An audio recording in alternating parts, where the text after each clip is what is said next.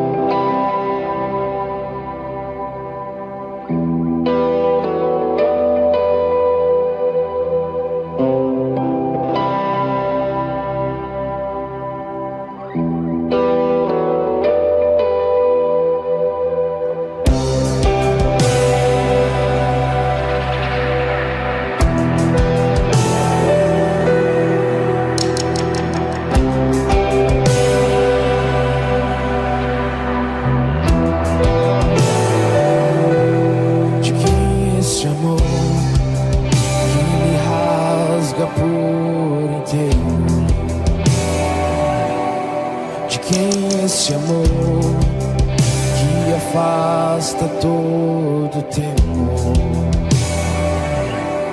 De quem esse amor que me escolheu primeiro?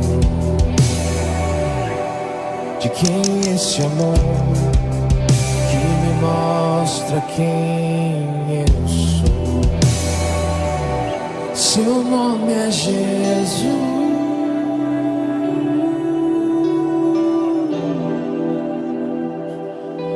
Seu nome é Jesus.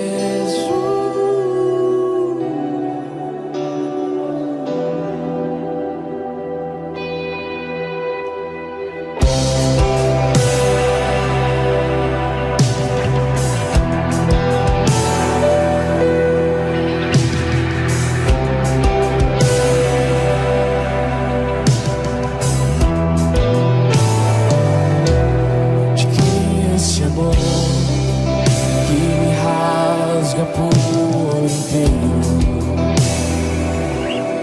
De quem esse amor que afasta todo temor? De quem esse amor que me escolheu primeiro? De quem esse amor que me mostra quem eu sou?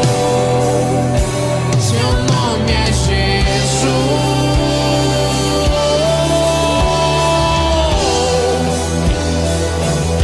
Seu nome é Jesus.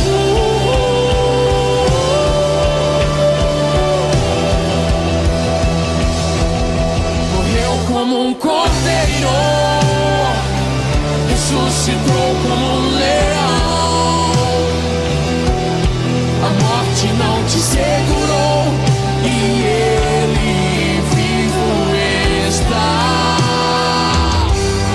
Morreu como um cordeiro, ressuscitou como um leão.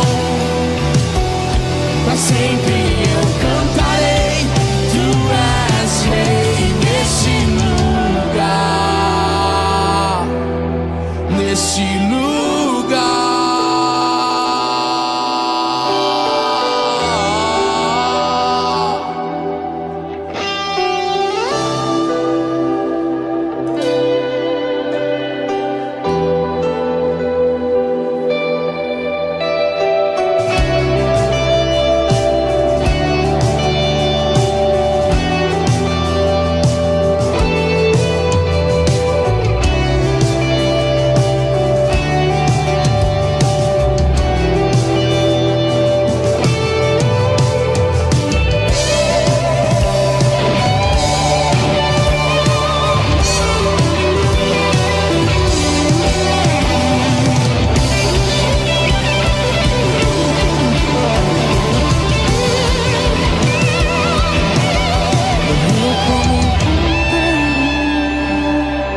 Ressuscitou como um leão.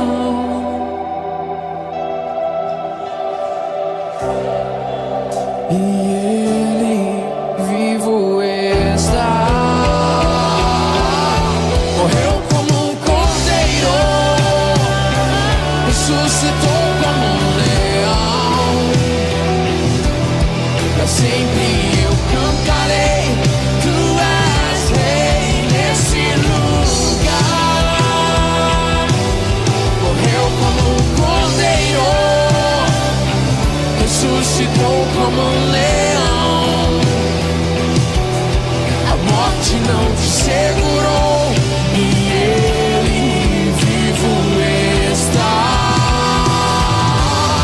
Morreu como um cordeiro, ressuscitou como um leão. Pra sempre eu cantarei, tu és rei nesse lugar.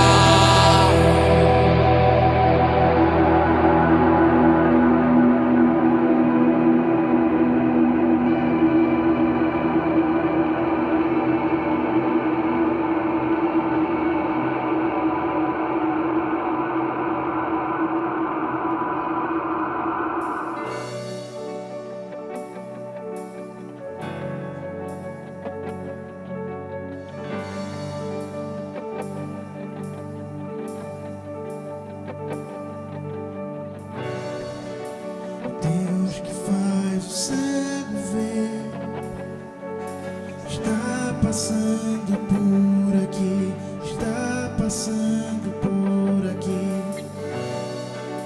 O Deus que faz o surdo ouvir, silencia o medo em mim, silencia o medo em mim. Sim, eu creio em ti, sim, eu creio em ti, Deus do sobrenatural.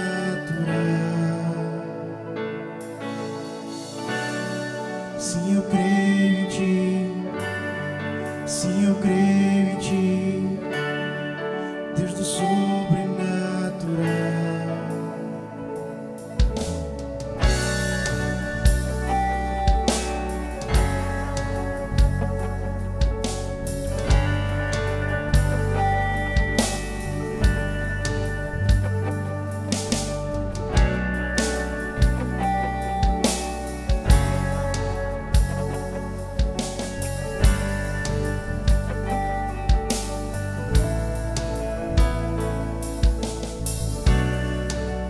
Deus do impossível vem transformar meu coração, transformar meu coração. Deus que reina sobre a morte, vivo está dentro de mim, vivo está dentro de mim. Sim, eu creio em ti, sim, eu creio em ti, Deus do sobrenatural.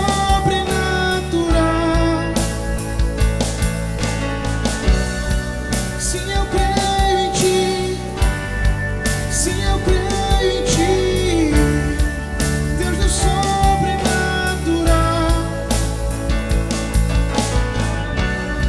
Sim, eu creio em ti, sim, eu creio em ti, Deus do sobrenatural.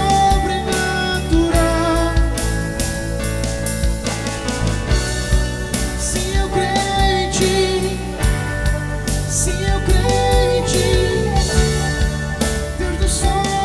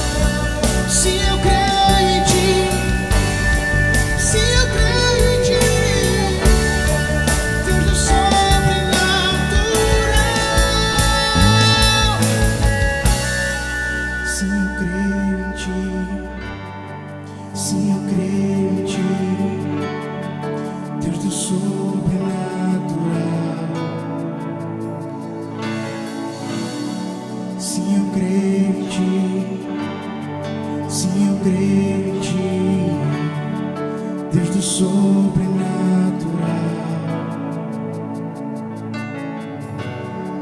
Sim, eu creio em ti, sim, eu creio em ti, Deus do sobrenatural.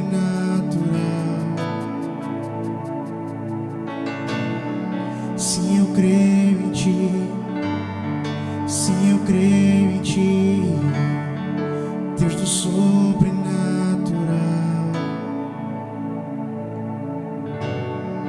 Diga o quanto você crê em Deus. Diga o quanto você o ama, o quanto você pertence a Ele,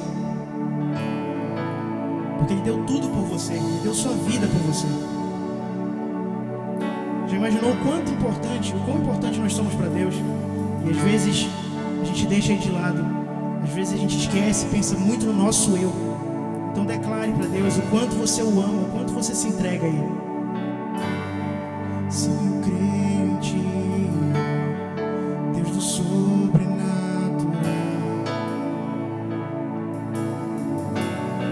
Sim, eu creio em ti, sim, eu creio em ti,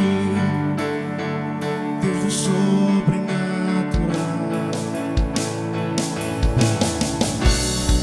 Sim, eu creio em ti, sim, eu creio em ti, Deus do sobrenatural.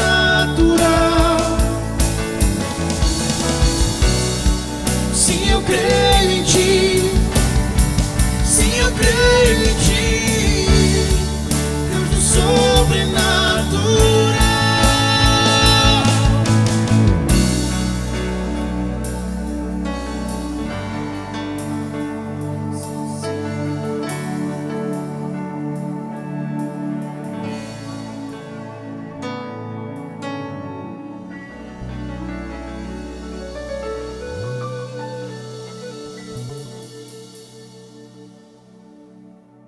Shalom.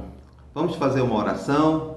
Pai, em nome do Senhor Jesus, preparamos o nosso coração para receber a Tua bendita palavra. Que, ó Deus, a Tua palavra encontre no nosso coração uma terra fértil para frutificar a 30, 60 e a 100 por um. E que, ó Deus, esta frutificação resulte no crescimento e na expansão do Teu reino, em nome do Senhor Jesus. Amém? Coloque aí um amém com muitas letras, em letras maiúsculas, para nós confirmarmos essa palavra. Hoje nós vamos então estar encerrando esta série que eu espero tenha sido realmente muito proveitosa para as nossas igrejas, para a sua vida, em nome do Senhor Jesus. Hoje nós estamos falando então sobre o querigma. Querigma é uma palavra grega que é resultado de uma palavra que é kerix, que quer dizer mensageiro, aquele que anuncia as boas notícias ou as notícias. E a tradução direta da palavra querigma quer dizer proclamação ou proclamar e anunciar. Então isso tem muito a ver com pregar o Evangelho, anunciar as boas novas de salvação. E como esse pilar se encaixa dentro dos 4 pilares? É isso que nós vamos ver aqui. Eu quero logo começar mostrando que neste rema que nós temos usado, o rema de 2012, já começa, não o rema começa, mas o início dessa frase já diz assim, ó: somos uma intimidade que atrai e dá testemunho. Então, os 4 pilares, eles precisam estar funcionando dentro do ambiente do mar e dos grupos familiares. Então, eles precisam estar completos. Eu dei o exemplo da cadeira, que precisa ter as 4 pernas para ter um bom equilíbrio. Então, da mesma forma, para que nós tenhamos um equilíbrio no nosso meio, nós precisamos experimentar então os 4 pilares. Agora, este querigma, ele tem algumas características, este pilar tem algumas características diferentes, algumas características próprias, que vai nos dar uma dimensão da missão da igreja, não apenas do nosso ambiente.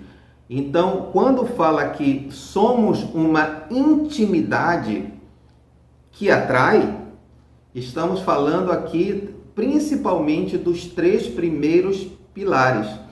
Estamos falando do amor, do ágape, estamos falando da koinonia, né, a comunhão, e estamos falando também da diaconia, do serviço. Então, essas 3 áreas, e hoje nós vamos ver uma característica também um pouco própria também da diaconia, mas especificamente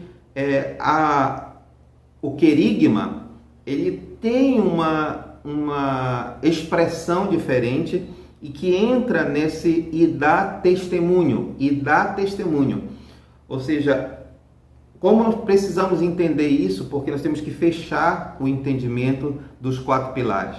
Os 3 primeiros pilares que foram ministrados aqui no nosso canal fala desse ambiente criado dentro da igreja, dentro do nosso ambiente de convívio, por isso fala de uma intimidade, né? Então, o amor, a comunhão em unidade e o serviço entre nós faz com que nós tenhamos um ambiente receptivo, propício, gostoso de conviver, mas tem uma característica interessante. O serviço, esse último que foi ministrado na semana passada, fala de algo que liga o ambiente interno com o ambiente externo, porque nós prestamos serviço tanto para os de dentro e principalmente para os de dentro, mas também olhamos para fora, olhamos para a sociedade, para a comunidade, para prestar serviço também. Então, vemos aí o início de um elo entre o ambiente externo e o ambiente interno e o ambiente externo. Mas como nós estamos falando em intimidade que atrai, nós estamos falando de um ambiente interno que quando alguém de fora chega, né, primeiro é atraído para dentro desse ambiente e quando chega é impactado por esse ambiente, né? Então estamos falando aqui dos 3 primeiros pilares como algo que atrai, mas dá testemunho, ou seja, conversa com os de fora, mostra algo para os de fora, dá testemunho de que nós somos de Cristo e que há uma prática entre nós que manifesta o que somos corpo de Cristo e que fazemos a vontade do nosso Rei. E isso se torna atrativo. Eu vou mostrar aqui alguns textos da Palavra de Deus que vai nos mostrando como isso aconteceu. Primeiro, uma coisa muito interessante. Quando nós pensamos assim, quando alguém vai falar algo importante, relevante, que precisa da atenção, ele chama as pessoas e diz, olha, alguma coisa importante eu vou dizer. E geralmente isso precisa ser criado um ambiente propício para falar essa coisa importante e relevante. Pense no seguinte, você, pai e mãe, vai viajar e vai deixar seus filhos pela primeira vez na casa, com alguém tomando conta e tudo mais, mas você e o casal vai viajar. É óbvio que em algum momento precisa sentar ali antes dessa viagem para dizer, olha, isso aqui, isso precisa ser feito, cuidado com isso aqui. Então, aquelas coisas mais importantes, elas são ditas ali naquele momento final para deixar bem claro todas as orientações. Sabe que Jesus fez a mesma coisa? Jesus, antes de morrer, antes de se entregar ao sacrifício, entregar sua vida por nós, ele reuniu os seus discípulos para falar coisas fundamentais, importantes, cruciais para aquele momento, para que eles formassem um grupo coeso, para que eles tivessem força. E ele chamou justamente naquela ceia, na ceia da Páscoa, na noite em que ele foi traído e na noite em que ele foi preso. Ele fez algumas coisas que ele queria que ficasse marcado na vida dos seus discípulos. E o que foi que ele fez? Primeiro, ele chamou os seus discípulos lá no capítulo 13 de João, e também isso está repetido no capítulo 15, justamente naquele ambiente da ceia, e ele diz: olha, amai, se amem uns aos outros, assim como eu amo vocês, eu deixo um novo mandamento para vocês. Então ele fala da importância do amor entre os seus discípulos, justamente naquele momento importante em que ele ia ser sacrificado, horas antes disso acontecer. Então ele faz essa expressão mostrando a importância do ágape entre os seus discípulos. Depois ele fala lá no capítulo 17 a respeito de uma oração que ele faz, provavelmente na frente dos seus discípulos, mas dirigida ao Pai, dizendo para o Pai fazer com que eles sejam um, para que o mundo saiba de que ele foi enviado e de que ele e o Pai são um. Então ele chama a questão da koinonia, da unidade, da concordância entre eles, seria fundamental, seria uma força entre eles. Então ele tanto fala do amor quanto fala da comunhão, da concordância, da unidade que eles tinham que ter. Mas também naquela mesma ocasião ele fala da diaconia, e ele fala de forma exemplar. O que ele faz? Ele lava o pé dos seus discípulos, enxuga os pés dos seus discípulos e diz: olha, da mesma forma como eu estou fazendo com vocês, vocês têm que servir os outros, vocês têm que fazer com os outros. Ensinando a questão do serviço, de servir, de ser ele se colocou na postura de um serviçal, para mostrar que mesmo ele sendo rei, sendo senhor, ele veio servir. E ele diz claramente ali no capítulo 13, do versículo 14 ao 16, em especial o versículo 15, em que ele diz assim: porque eu vos dei o exemplo para que, como eu vos fiz, façais vós também. Então, nos três aspectos, nós temos o exemplo de Jesus, nós temos Jesus tendo um amor incondicional, mostrando e demonstrando esse amor para com seus discípulos, mostrando o quanto ele é um com o Pai, mostrando a unidade dele, então dizendo para que nós sejamos também um, e também demonstrando que ele veio servir, mesmo ele sendo rei e senhor. Então isso fica muito claro. Então olha só esse fato interessante. Antes dele entregar a vida dele em sacrifício, ele falou dos três primeiros pilares. Ele falou do ágape, falou da koinonia e falou da diaconia entre os seus discípulos. E, como eu falei, em momentos cruciais, em momentos fortes, em momentos de decisão, momentos que são relevantes, Jesus chamou os seus discípulos para falar algo importante. E qual foi o outro momento em que ele fez isso? Ora, no primeiro momento relevante, crucial, importante, fundamental na vida dos discípulos, ele falou dos três pilares. E quando ele já havia ressuscitado, quando ele estava pronto para ascender aos céus, subir para a presença do Pai, ele reuniu os seus discípulos e disse para eles daquele fechamento ali do que eles precisavam fazer. E é interessante que ele fala algo e expressa algo, não chamando eles de apóstolos, mas chamou eles de discípulos, chamando os seus discípulos. Então ele dá aquilo que seria a coisa mais importante que tinha que estar gravada na mente deles antes deles subir. Então ele já tinha falado muita coisa a respeito do reino, mas naquele momento ele tinha que dar uma mensagem marcante para eles. E o que foi que ele fez? Ele reuniu, aí Mateus 28, 19 e 20 diz: portanto, ide e fazei discípulo de todas as nações. E ele complementa dizendo, batizando em nome do Pai, do Filho e do Espírito Santo, ensinando-os a guardar todas as coisas que eu vos tenho mandado, e eis que eu estou convosco todos os dias até a consumação dos séculos.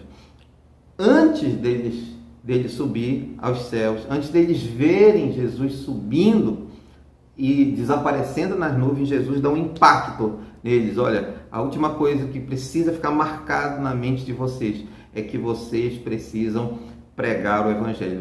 Vocês precisam levar para os outros aquilo que eu ensinei para vocês, aquilo que eu falei para vocês. Vocês precisam multiplicar isso.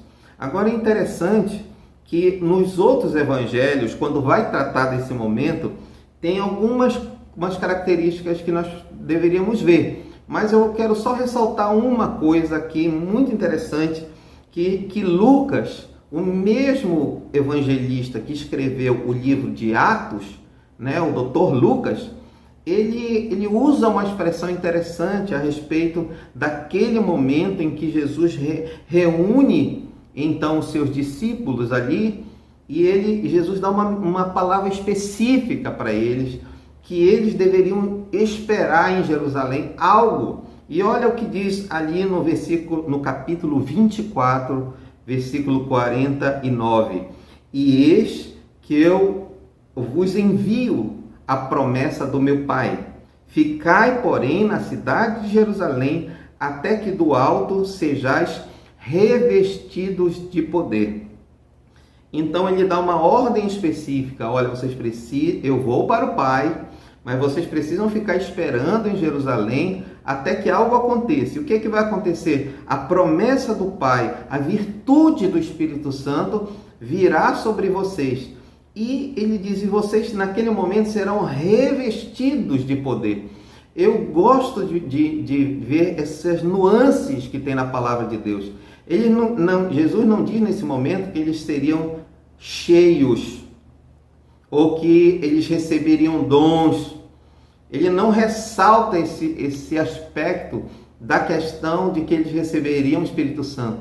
Naquele momento, ele não estava falando dos dons, do poder do Espírito Santo, no sentido de fazer milagres e coisas sobrenaturais, mas um revestimento. Eu consigo pensar assim, que ele está dizendo, olha, o Espírito Santo vem dar uma roupagem, algo externo a vocês, como um revestir. Revestir significa uma cobertura. E o Espírito, e por que uma cobertura? Porque havia algo específico. Olha o que diz, falando sobre o mesmo momento, Lucas escreve o livro de Atos, ligando este versículo no final do Evangelho com o início de Atos. E ele diz assim, aí tem mais algumas informações interessantes, quando ele diz, Jesus diz essa promessa para os seus discípulos. Mas recebereis a virtude do Espírito Santo, que há de vir sobre vós, e ser-me-eis testemunha, tanto em Jerusalém, como em toda a Judéia e Samaria, até os confins da terra. Isso está em Atos, capítulo 1, versículo 8. Este revestimento de poder, este Espírito que viria sobre eles, os capacitaria a algo diferenciado, que seria ser testemunhas, dar testemunho, né? Algo iria acontecer neles, que eles seriam revestidos para que eles pudessem fazer algo com os de fora, com aqueles que ainda não tinham Jesus. Uma atuação do Espírito Santo que, a partir da pregação do Evangelho, de anunciar o Evangelho, e ele usa a expressão aqui, ser meus testemunhas. Olha como isso se liga com somos uma intimidade que atrai e dá testemunho. Ou seja, o testemunho é algo que nós devemos dar para os de fora. É o que em nós Deus dá, nos reveste para que algo chame a atenção dos de fora, toque o coração dos de fora, mova o coração dos que estão fora. Muitas vezes nós pensamos em testemunho, em dar testemunho apenas para edificar a igreja, né, para fortalecer a fé dos que estão dentro. Isso não está errado, mas o revestimento de poder, ou seja, esse poder que fica em torno do mensageiro, é que impacta para que quando a mensagem for pregada, este poder toque na vida dos de fora e não apenas edifique o pregador, mas toque naqueles que estão ouvindo a mensagem. Então, veja que o Senhor está dizendo muito diretamente que há uma missão e há uma capacitação nossa, em nós, pelo Espírito Santo, para dar esse testemunho, para falar com os de fora. Isso Jesus falou no momento exato em que ele estava ali dando as últimas palavras antes de subir aos céus. E aí os discípulos viram ele subir. E aquilo deve ter marcado muito eles. E eles queriam que aquela promessa se cumprisse, e realmente se cumpriu no dia de Pentecostes, quando o Espírito desceu sobre eles, e eles começaram a falar em várias línguas, vários idiomas, e as pessoas começaram a ouvir, né, uma ação do Espírito Santo, onde cada uma pessoa que estava ali ouvindo, cada um ouvia na sua própria língua, porque existiam pessoas ali de várias línguas, ouvindo, vendo os discípulos, apóstolos do Senhor e outros discípulos, tendo aquele mover, aquele revestimento do Espírito Santo. Diz que o Espírito Santo veio como labaredas de fogo, como chamas sobre eles. Eles começaram ali a falar em línguas, e os de fora começaram a entender. Houve uma ação do Espírito. O Espírito Santo então começou a olhar, as pessoas de fora começaram a ver a igreja funcionando, o revestimento, a ação de Deus sobre a igreja, e a igreja saindo, a igreja agindo, a igreja não só reunida mais dentro de um lugar, mas indo para a cidade, impactando a cidade, e ali milhares de pessoas ouviram o Evangelho e receberam a salvação e foram batizados. E a partir dali houve uma série de outros episódios. Eu quero relacionar aqui como a vida da igreja no primeiro século, ela foi a expressão dos 4 pilares de fato, e como essa intimidade que atrai funcionou, como foi que esse ambiente criado pelo amor, pela comunhão e pelo serviço se tornou algo atrativo que tocou na cidade, e como isso resultou num testemunho para que muitas pessoas fossem salvas. Olha o que aconteceu. Isso está relatado em Atos capítulo 2, do versículo 42 ao versículo 47. No versículo 42, já diz que eles se reuniam, estavam lá perseverando na doutrina dos apóstolos e tudo, no partir do pão, mas também na comunhão. Então eles estavam ali, entre eles, nas casas, no templo, eles se reuniam e começavam então a ter aqueles momentos de comunhão, partir do pão. Então ali existia amor, existia comunhão e existia também o serviço, porque no versículo 45 diz assim que eles repartiam o que tinham com quem tinha necessidade, conforme a necessidade de cada um. Então nós vemos claramente ali o serviço, o amor, a comunhão, aquele ambiente criado, e que aquilo começou a extrapolar o ambiente da igreja e começou a tocar a cidade, dar testemunho para as pessoas. Quando isso está acontecendo de forma intensa, é impossível que outras pessoas não venham a saber e serem impactadas. E por isso, essa intimidade, esse ambiente, essa comunhão, isso que estava acontecendo ali de forma intensa, não só no templo, mas nas casas, começou com certeza a chegar no ouvido dos parentes, dos vizinhos, né? As pessoas começaram a saber o que estava acontecendo, e aquele povo continuava ali orando, estudando a palavra, estavam ali fiéis às doutrinas dos apóstolos, estavam ali tendo a ceia e estavam ajudando uns aos outros. Quem tinha mais distribuía com quem não tinha, e isso foi criando um impacto, a ponto de no versículo 47 dizer assim: louvando a Deus. Vou ler um pouquinho antes. Comiam juntos com alegria e singeleza de coração. E no versículo 47 diz: louvando a Deus e caindo na graça de todo o povo, e todos os dias acrescentava o Senhor à igreja aqueles que se haviam de salvar, que haviam de ser salvos. Que coisa maravilhosa ver como funciona isso. A intimidade, aquele momento, aquele coração, né? Eles comiam juntos, se alegravam, e com singeleza de coração, com simplicidade, eles estavam ali colaborando um com o outro, e aquilo fez com que a igreja caísse na graça do povo. E não de só o povo, mas de todo o povo. Todos começaram a ser impactados.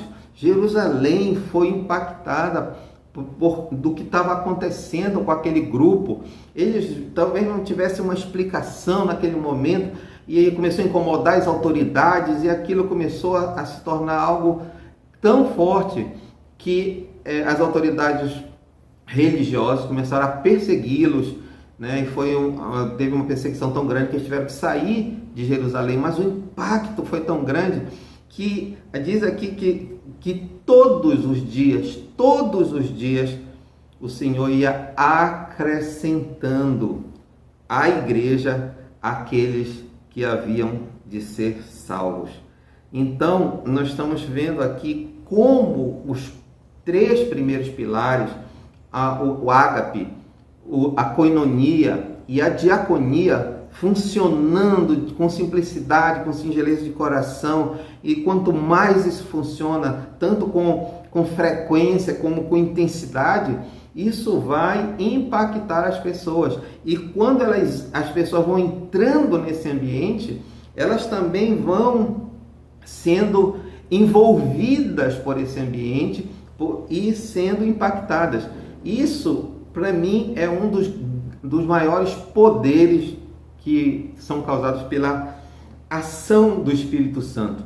Não apenas milagres, manifestações de poder, mas esse revestimento de poder para tocar os de fora, para impactar os de fora. Mas isso é conjugado entre uma ação nossa, um serviço nosso, um empenho nosso, mas toda uma ação do Espírito Santo.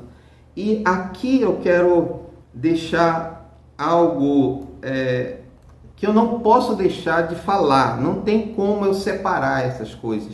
O que eu vejo na palavra de Deus, o que a palavra de Deus me fala a respeito dos 4 pilares, e não entrar na nossa origem, na nossa forma de como nós nascemos, como nós chegamos a ser Ministério Ágape da Restauração.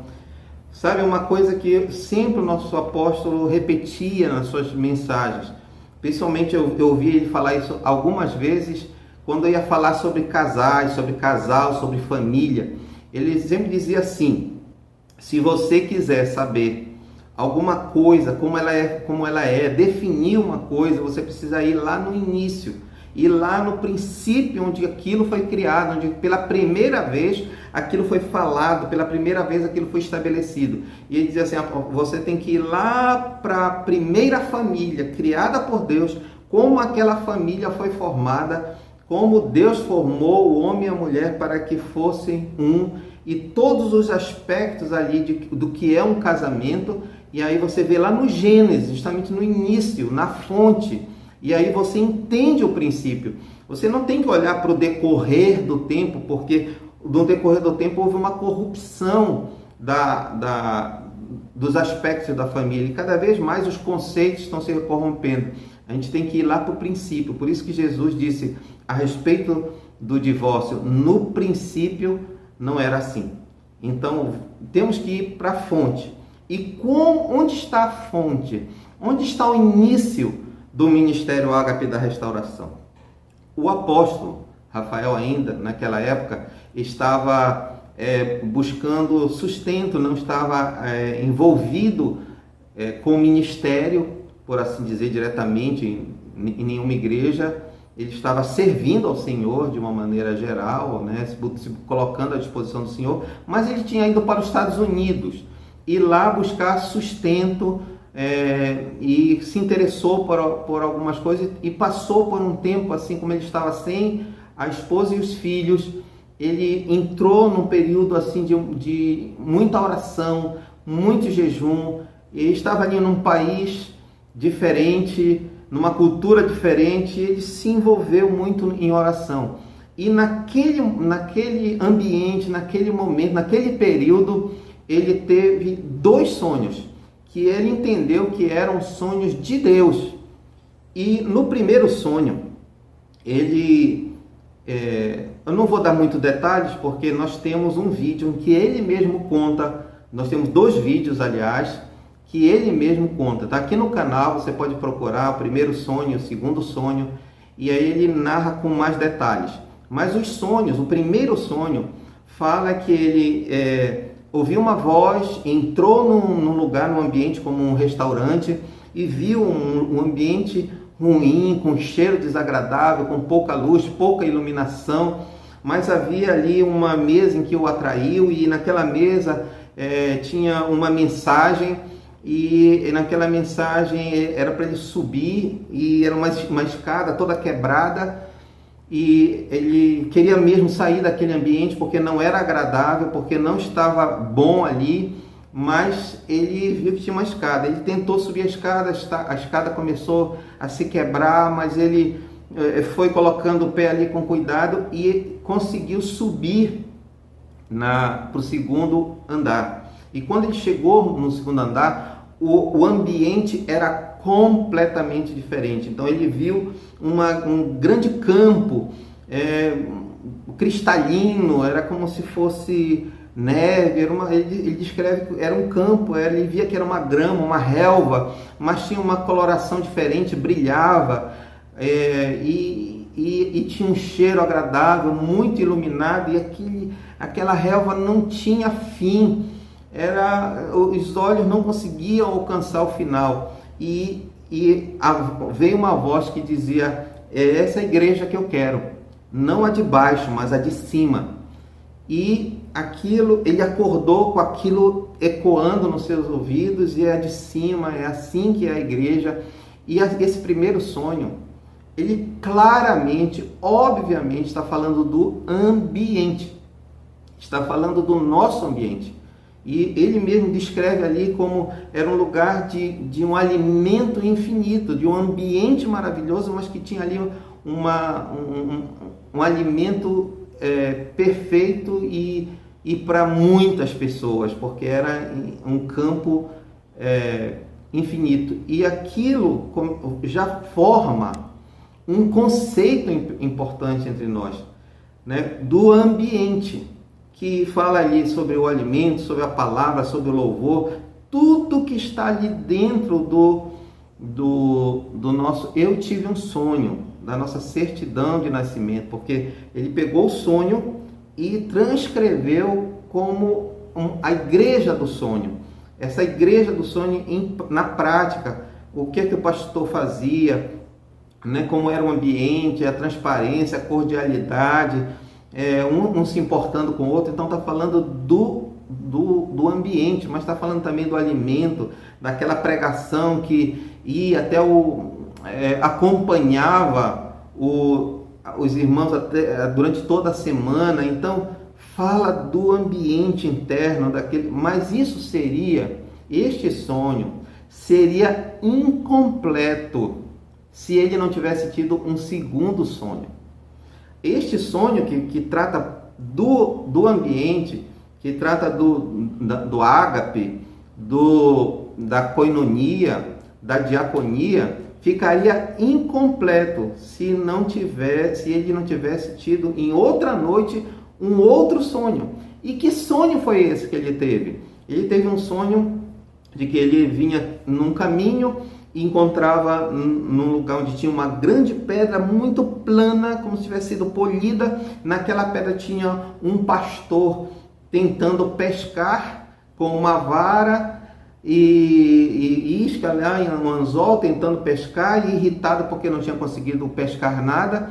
E até que aquele pastor joga aquele caniço ali no chão com raiva, porque não tinha conseguido pescar nada, e vai embora. E no sonho o pastor, então, o apóstolo Rafael, vai até aquele lugar, vai pegar aquela vara para tentar pescar alguma coisa, e uma voz diz que não era desse jeito.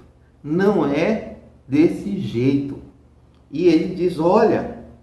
E quando essa voz disse para ele, olha, e aí ele identificou que essa voz era a mesma voz daquele outro sonho, que dizia para ele sobre que chamou ele que para entrar naquele restaurante, que fez ele subir para o outro andar, que falou que é esta a igreja que eu quero. Ele disse, olha, não é assim.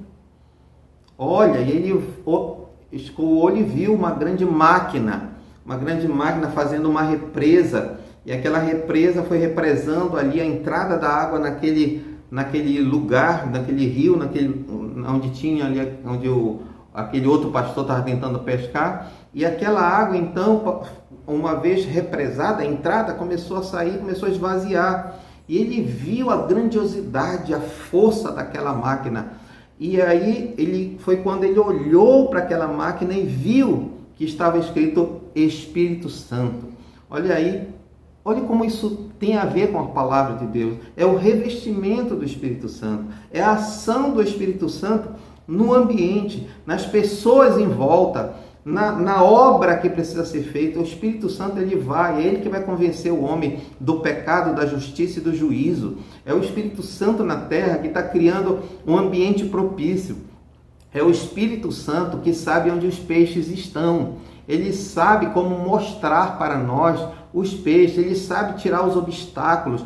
Por isso nós precisamos estar orando, colocando o nosso coração na dependência do Espírito Santo, porque essa obra do Espírito Santo é viver no Espírito, que dá esse revestimento para que haja um testemunho para os de fora. Por que eu digo que seria incompleto se não tivesse esse segundo sonho?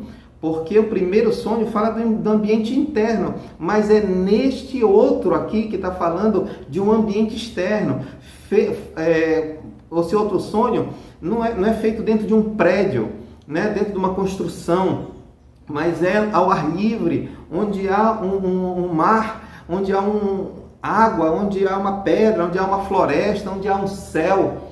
E aí ele com os olhos, e aí a voz mais uma vez diz, olha para o rio, porque ele estava tão no sonho, olhando tanto para aquela máquina, que na verdade é aquele poder do Espírito Santo, a força do poder do Espírito Santo agindo ali, que aquilo deixou ele ali paralisado vendo aquilo. Mas quando aquela voz chama a atenção para ele, olha para o rio e diz para ele descer no rio, ele viu, ou nas águas, ele viu ali muitos peixes, enormes peixes. E vamos pensar, ele estava tentando ali pescar, ou aquele outro pastor tentando pescar, e parecia que não tinha peixe. Mas é como aquela pesca milagrosa que Jesus, os discípulos passaram ali à noite tentando pescar, não pescaram nada, mas quando Jesus disse, agora joga aqui a rede, e ali os peixes estavam, e eram muitos peixes, a mesma coisa aconteceu ali no sonho. Olha, tinha muito peixe ali dentro daquele lugar, só que ele não estava vendo. Então, quando os peixes começaram a ficar evidentes, então aquela voz dizia, pula ali no rio. Ele pulou nas águas, e ele pensou, aqueles peixes são tão grandes que eles vão me esmagar. Ele teve até medo, no sonho, de entrar ali. Mas depois uma força, um revestimento de poder veio sobre ele, e ele conseguiu então pegar aqueles peixes. E aquilo lhe foi dando cada vez mais força. Ele pegava peixes imensos e jogava para aquela pedra plana. Então ali está falando mesmo muita coisa, muita coisa. Mas o que eu acho muito interessante aí é que a forma da pescaria era, ali para ele pegar aquele peixe, ele precisava pegar com as próprias mãos. Ele precisava então abraçar aqueles peixes. E ao abraçar aqueles peixes, pegar e ele jogava aquele peixe para aquela rocha plana, que para mim é a própria expressão do Senhor Jesus, que é a rocha. Então, e é a verdade, é a palavra. Então, como está dizendo assim, nós pegamos os peixes e colocamos, né, na palavra, colocamos no Senhor, cada uma dessas pessoas, e elas se firmam e elas amadurecem. Então, está falando, meus irmãos, de algo tremendo aqui no ministério dos 4 pilares. Está falando do nosso trabalho com os de fora. Está falando aqui da nossa missão, né? A nossa missão de restauração, né? Restauração é a nossa missão. O ambiente ágape, que envolve todas essas coisas de koinonia e diaconia, ele se firma ali na nossa visão. A nossa visão está inserida dentro do nosso Eu Tive um Sonho. Queremos ser uma família de famílias. Veja que todos os elementos falam ali inseridos, os 4 elementos. Família comprometida com Deus, vivendo no reino de Deus, fazendo discípulos frutíferos em seus dons e ministérios, no corpo de Cristo. Então tudo isso aí fala do ambiente, da consolidação, do firmar as pessoas em dons e ministérios e se tornarem discípulos comprometidos com Deus, família, né, relacionamento, mas nada disso cumpriria o propósito que Jesus falou para os seus discípulos se não tivesse com o propósito de ganhar a cidade e o mundo para Jesus. Isso é querigma. Isso é querigma.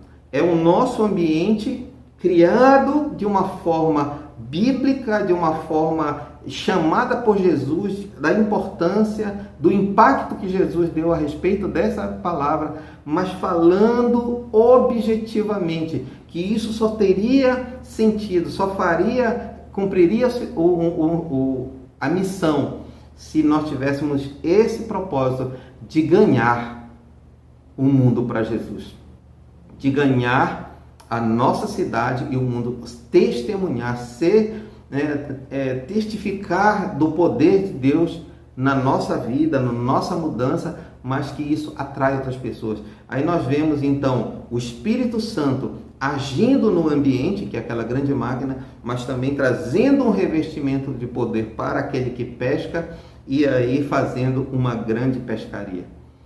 Eu quero encerrar esse ciclo, essa série dos 4 pilares, convocando nossos grupos familiares, nossas igrejas, a não ficar apenas voltado para dentro de nós, que nós nos voltemos sim para nós, mas no sentido de criar cada vez e fortalecer cada vez mais esse ambiente, mas não esquecer que a Ágape é o nosso ambiente, mas a restauração é a nossa missão, e isso está no nosso nome, Ministério Ágape da Restauração.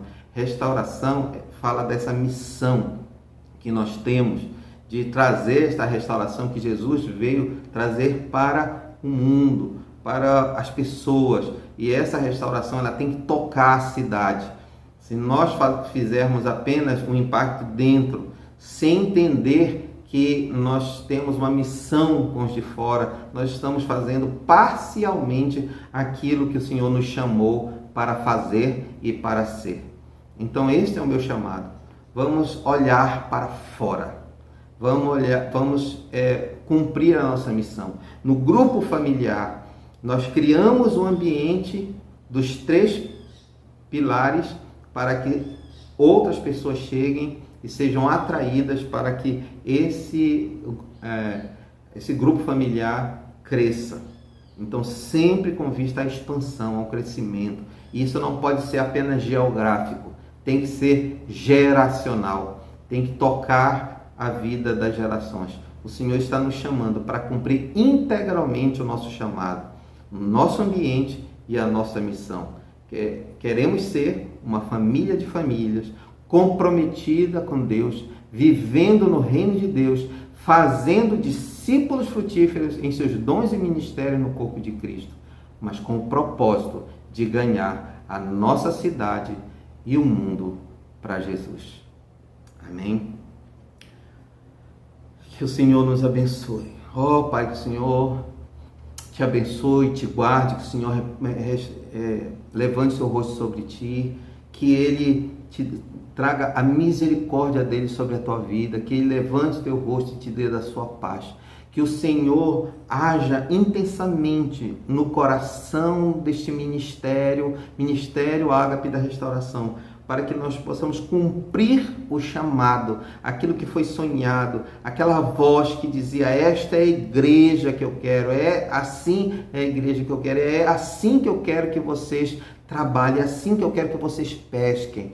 Ó Pai, eu oro nessa hora para que cada um de nós, na cidade onde o Senhor nos estabelecer, na nação onde o Senhor nos levar, que este propósito seja cumprido em nome do Senhor Jesus, porque é tempo de cumprir essa expansão, de chegar na vida de milhares e milhares e milhares e milhares de pessoas, em nome do Senhor Jesus, em nome do Senhor Jesus. Tenha um excelente e abençoado domingo. E eu agradeço muito por você ter ficado esses 4 domingos ouvindo essa palavra. Que você seja muito edificado. Se você precisar, reveja, né? E talvez a gente coloque aqui no grupo uma playlist, né, da série anterior, né, das 13 marcas do avivamento e agora dos 4 pilares. Assim fica mais fácil encontrar. Então, o Senhor abençoe a cada um em nome do Senhor Jesus. Eu agradeço muito a Deus pela honra de poder ministrar nesses 4 domingos e poder de alguma forma contribuir para abençoar a tua vida, a tua igreja, em nome do Senhor Jesus. Amém? Amém? Um beijo no coração no ciclo da expansão.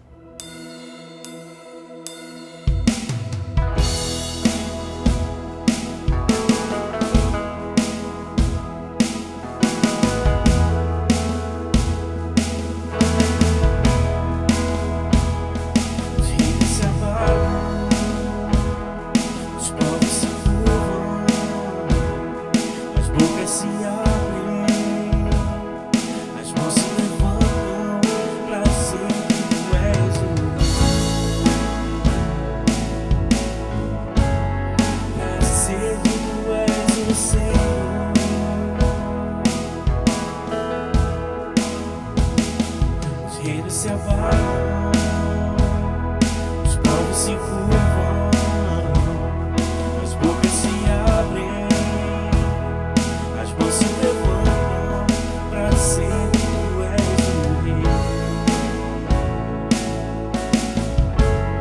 para dizer que tu és o Senhor, para dizer que tu és o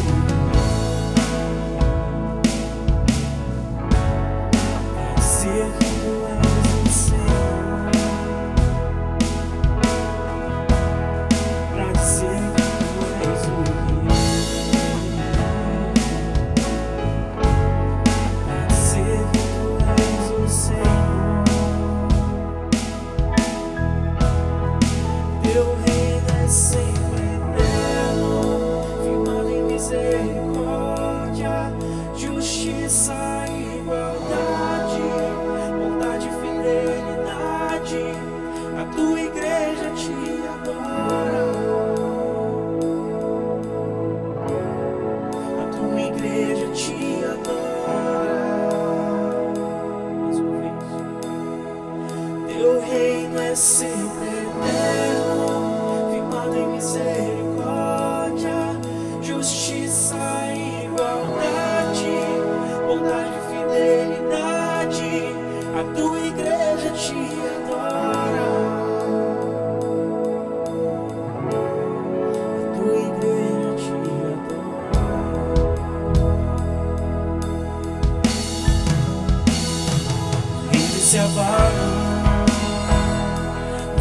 se curvam, as bocas se abrem, as mãos se levantam pra dizer que tu és o Rei, pra dizer que tu és o Senhor.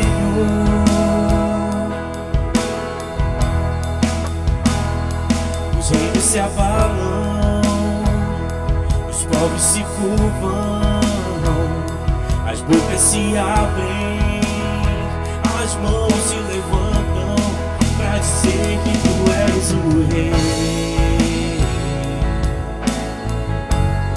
pra dizer que tu és o Senhor. Diga que Ele é o Rei, pra dizer que tu és o Rei.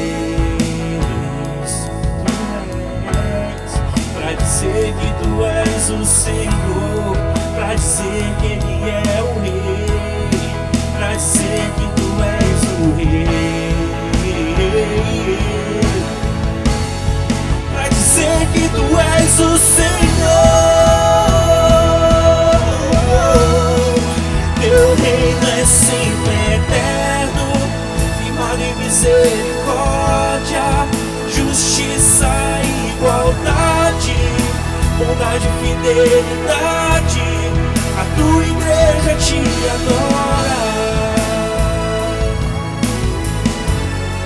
a tua igreja te adora.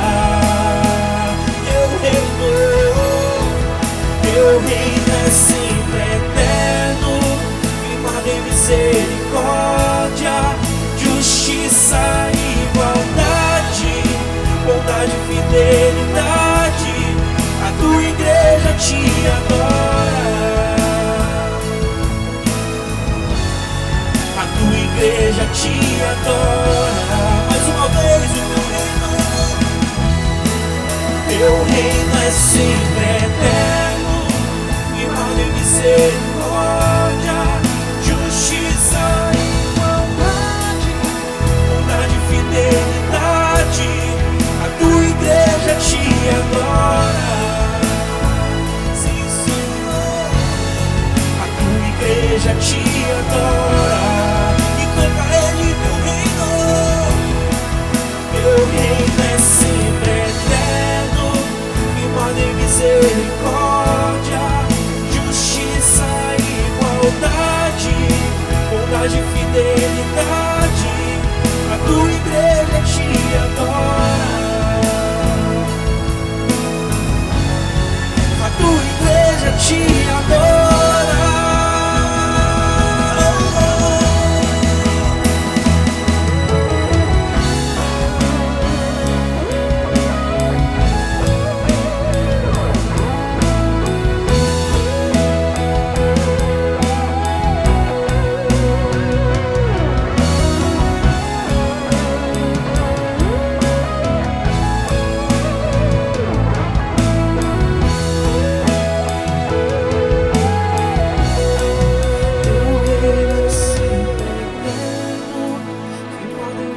Misericórdia, justiça e igualdade. Cante a Ele, a tua igreja te adora, Senhor. A tua igreja te adora. Cante a Ele o teu reino. O teu reino é sempre eterno, firmado em misericórdia, justiça e igualdade, bondade e fidelidade. A tua igreja te adora, a tua igreja te adora. Cante a Ele, a igreja adora. A tua igreja te adora, a tua igreja te adora. Mais uma vez, a tua igreja te adora, a tua igreja te adora.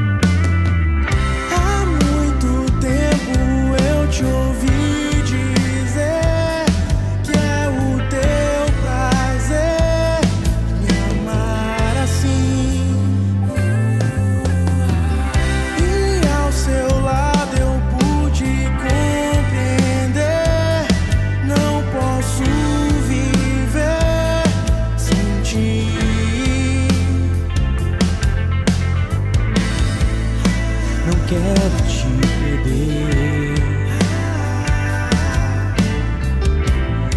mas o pecado está em mim.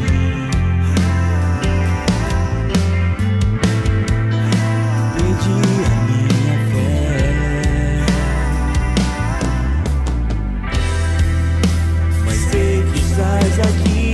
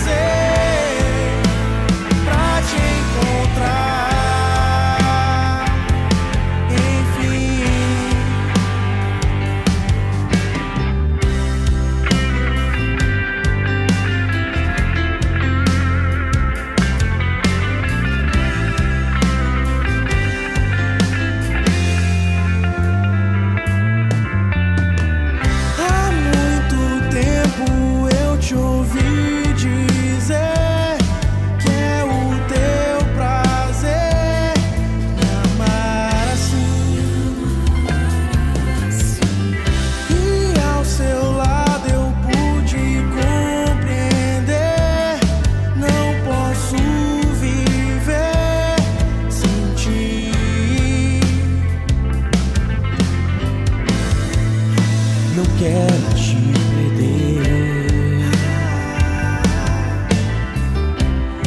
mas o pecado está em mim.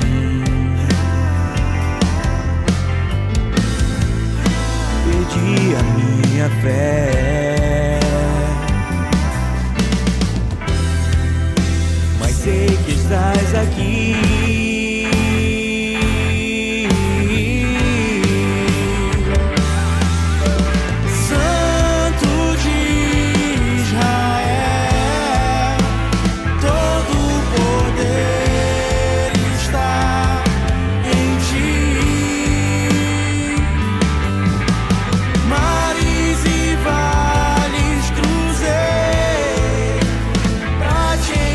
Encontrar, me ensinar.